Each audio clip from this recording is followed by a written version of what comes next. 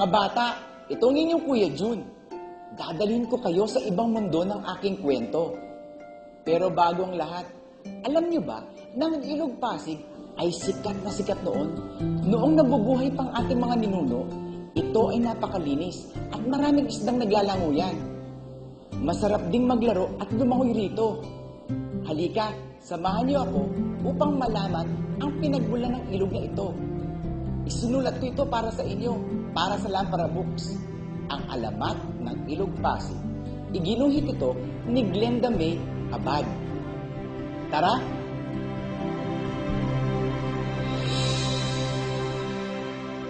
Noong unang panahon, sa Timog Katagalugan, may dalawang batang matalik na magkaibigan, sina Pas at Makisig. Magilog sila sa isa't isa, nagkakasundo sa lahat ng bagay.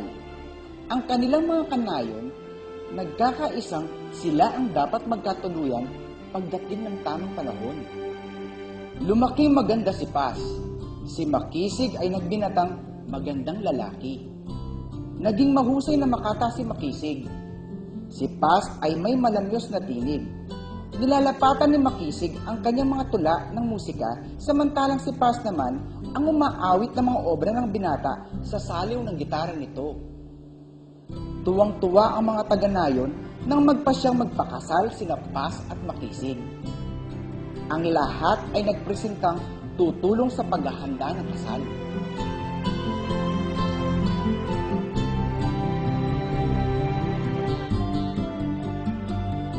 Ngunit dumalaw si Don Gaston sa mga magulang ni Pas. Matagal na panahon na ang pagkakautang ninyo sa akin. Kailangan magbayad na kayo. Kung hindi, ay kukunin ko ang lupang sinasakan ninyo bilang kabayaran. Wika ng Don.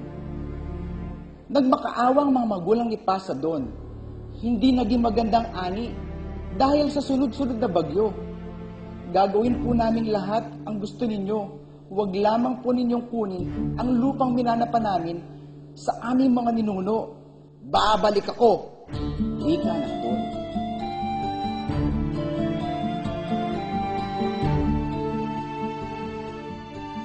Isang araw, bago ang kasal ni Pas at Makisig, ay ipinatawag ni Don Gaston ang mga magulang ni Pas.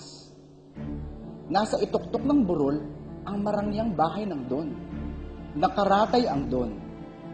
Malubha ang aking sakit, anya. Iniwan ako ng aking mga utusan dahil ayaw nilang alagaan ako. Ipinatawag ko kayo dahil sinabi ninyong kahit ano ang hilingin ko ay ibibigay ninyo. Ano po ang gusto ninyong gawin namin? Tanong ng ama ni Pas. Kailangan ko ng mag-aalaga sa akin, si Pas.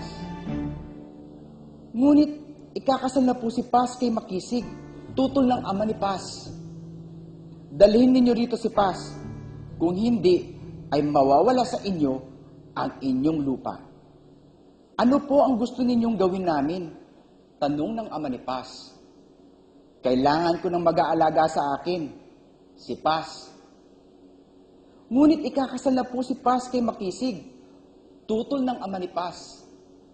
Dalhin ninyo rito si Pas, kung hindi ay mawawala sa inyo ang inyong lupa.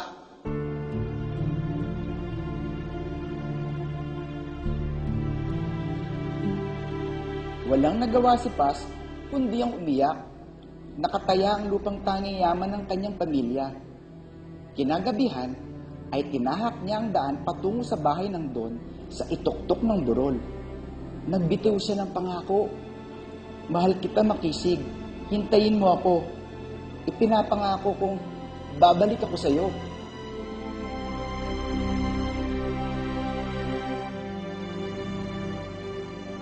Nalungkot ang buong nayon. Nang hinayang sa naudlot na pag-iisang dibdib, nina Pas at Makisig. Dala ng labis na kalungkutan, umalis ng nayon si Makisig.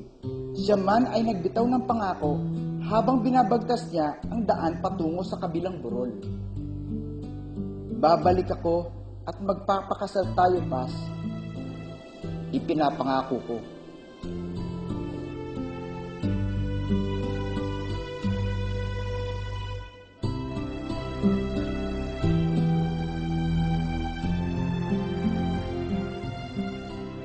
Gabi-gabi, habang natutulog ang inaalagaan doon, nagpupunta si Paz sa gilid ng burol.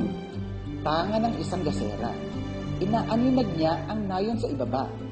Makisig, mangako ka sa akin. Ako lang ang mamahalin mo. Ibubulong niya sa hangin. Walang tigil ang kanyang pag-iyak. Panay ang daloy ng kanyang mga luha.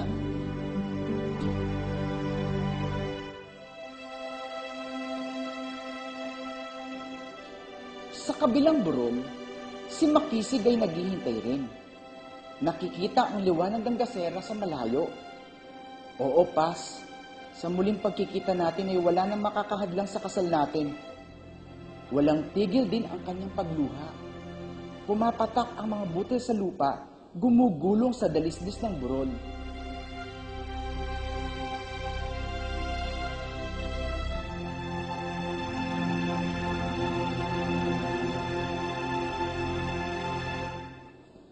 Gabi-gabi, nagpupunta ang magkasintahan sa gilid ng ituktok ng dalawang burol. Sabay na lumuluha. Ang mga butil ng mga luha dumadaloy sa paanan ng dalawang burol.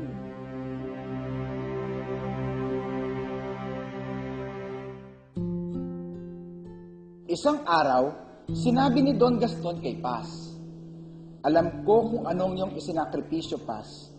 Dama ko ang pagmamahal mo kay Makisig." Inutusan ng Don ang dalaga na kunin ang isang lumang baul sa isang lihim na bahagi ng bahay.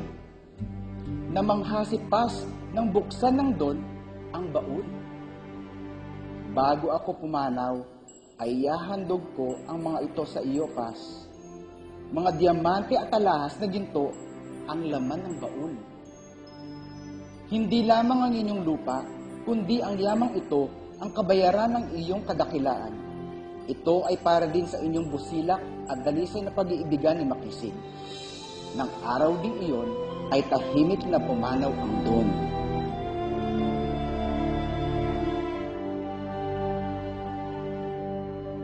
Nang magtakip silim, ay dinala ni Paz ang baul sa gilid ng burol. "Kahit anong kayamanan, ay hindi matutumbasan ang pag-ibig ko sa iyo, Makisig," wika niya. "Hindi ako liligaya, ibigay man sa akin ang lahat ng mga alahas sa mundo." Nagulat siya nang maaninag niya ang tubig na umaagos sa paanan ng burol. Kagyat na inihagis niya ang baul. Nagliwanag ang kumakagat na dilim sa kislap ng mga diamante at ginto, at naaninag niya ang lalaking nakatayo sa gilid ng ituktok ng kabilang burol. "Makisig! Makisig!" sigaw niya.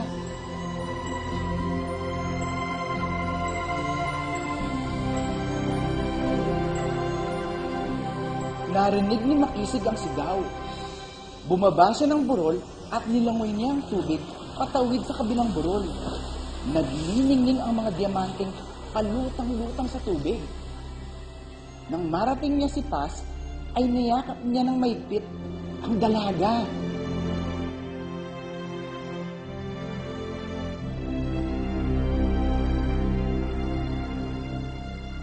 Bumalik ang saya sa buong nayon nang matuloy ang pag-iisang dibdib ni Paz at Makisig.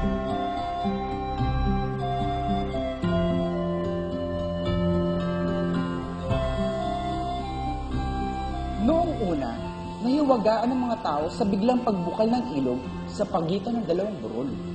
Kalaunan, iniugnay nila ang ilog sa dalisay na pag-ibig ni Paz at Makisig para sa isa't isa. Ang ilog ang naging buhay na simbolo ng kanilang wagas na pagmamahalan. Ang kwento ni Paz at Makisig ay nagpasalin-salin sa mga henerasyon.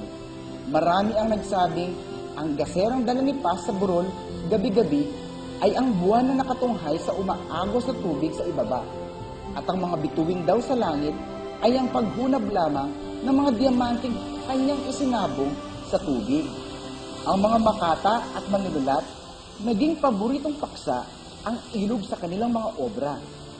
Ang ilog ni Paz at Makisig.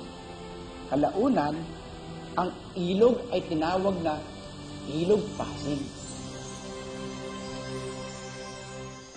Sa kasalukuyan, ay dumara ng ilog sa walang katapusang pagpapanibagong buhay para maibalik ang dating ringal nito.